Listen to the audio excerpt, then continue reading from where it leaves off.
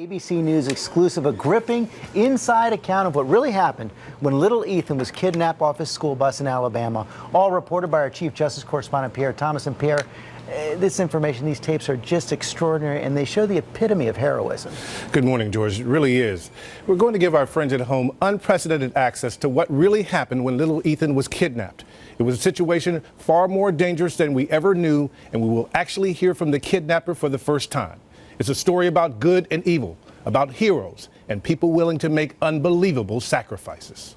The 21 children are almost home when Jimmy Lee Dykes, known as the mean man of the neighborhood, storms onto their Alabama school bus wielding a gun. I need 2 boys, 6 to 8 years old, 2 boys, come on. Dykes wants to kidnap the children. Bus driver Charles Poland resists the man he thought was his friend. It's all caught on tape, heard here exclusively for the very first time. Can't do it. Do it! Sorry. You're gonna have to shoot me. I thought you would have killed me. No. Do it! Do it! It's my responsibility. I can't help that. Kids on That's the it. I can't help I it. can't turn them over to somebody else. Unrelenting, Dykes turns to the children. Come here, kid. The 2 in the back seat. You, the girl, and that boy right there. Come here. Then Dykes locks in on a 5-year-old boy named Ethan, sitting directly behind the driver. Poland pleads not Ethan and heroically puts himself between Ethan and Dykes. The other children are screaming and hiding behind their seats.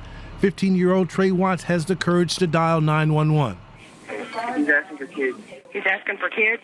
Yes, ma'am. He's aiming the gun at the bus driver? Yes, ma'am. Oh my gosh, what's going on? What's happening, Dad? What's he doing now, honey? Poland dies after being shot 5 times. Suspect has removed the child from the bus. Dykes drags Ethan to an underground bunker he has secretly built on his property. Ethan has autism and no one knows how he's going to react. And an army of 300 law enforcement descends on the scene, stunned by what is happening in this tiny town of Midland City, and a 6-day siege begins. My heart just stopped. We spoke exclusively with key members of the team of federal, state, and local authorities who fought to save Ethan's life. We thought Ethan was going to die. This is the bunker seen for the first time, 12 feet below ground, only 8 feet by 6 feet, about the size of a parking space. It has ventilation, electricity, bunk beds, painstakingly built over months. Dykes tells police to speak to him through this plastic pipe, which has a deadly surprise. There's a bomb in it. They were on top of the pipe that he could have detonated the bomb at any time. I was immediately concerned. The FBI quickly dispatches Molly Ammon, one of its top behavioral scientists, to Alabama. He was angry, but intelligent and controlled. Police are choosing their words carefully. I want to thank him for taking care of our child. They know Dykes is watching TV. But Dykes grows more belligerent. It is now day 6. Listen as he rants at negotiators. And you just go ahead and send some down that damn funnel up there to their death. Dykes is furious at the government. I have the ability and I have the to show just how corrupt this damn system is, just how corrupt you people are. Negotiator Sean Van Slyke says Dykes only saw one option, killing himself as some sort of grandiose statement. And there's a bizarre twist. His intent was to have a female reporter down there with him and that she would hold his hand.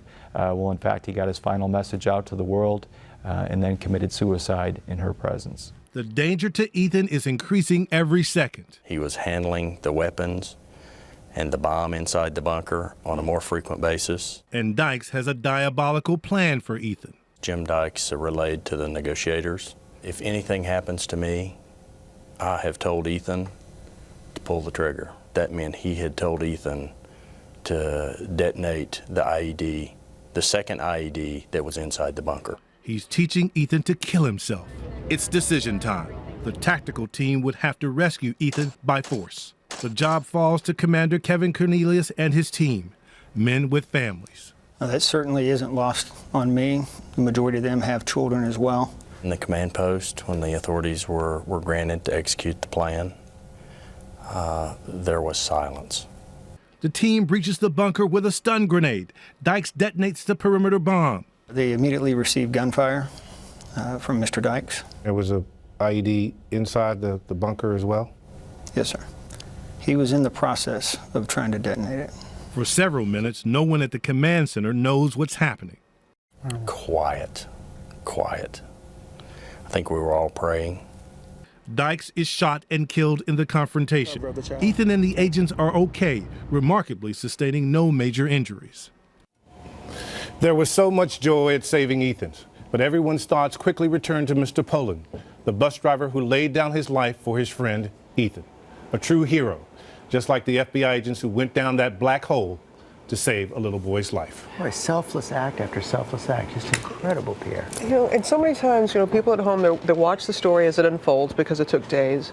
They have no idea until seeing your piece right now what really happens. And I'm glad that Ethan is doing all right. And we do need to remember the bus driver and all this. Indeed. In fact, during those interviews, I was struck by how these veteran law enforcement officers all had tears in their eyes during the entire process. It's that human element we forget. I mean, they're family men and women as well. Indeed. Remarkable. Thank you for bringing that to us. Thank you. And you're going to have a lot more tonight on World News and 2020. Looking forward to it. Okay, Pierre, thank you.